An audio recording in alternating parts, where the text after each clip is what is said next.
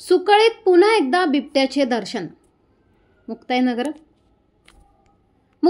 तालुक्यातील मौजे सुकळी परिसरात पुन्हा एकदा बिबट्याची दहशत निर्माण झाली आहे। सुकळी येथे मध्यरात्रीच्या सुमारास बिबट्याने थेट गावात घुसून गायींच्या वासराला ठार केल्याची घटना उघडकीस आल्याने खळबळ उडाली आहे। या घटनेमुळे सुकळी येथील ग्रामस्थांमध्ये भीतीचे वातावरण पसरले असून मजूर वर्ग केळी बागेतील शेतकामांना नकार देत आहे।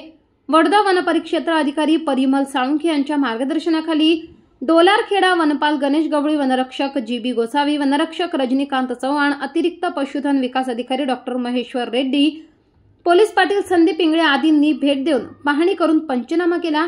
घटनास्थळी वनविभागाचे ट्रॅप कॅमेरे लावण्यात आले आहेत। वनपरिक्षेत्र अधिकारी परिमल साळुंखे यांनी ग्रामस्थांना सतर्कता बाळगण्याचे आवाहन केले आहे। ज्ञानेश्वर सावळे, MG न्यूज, मुक्ताईनगर।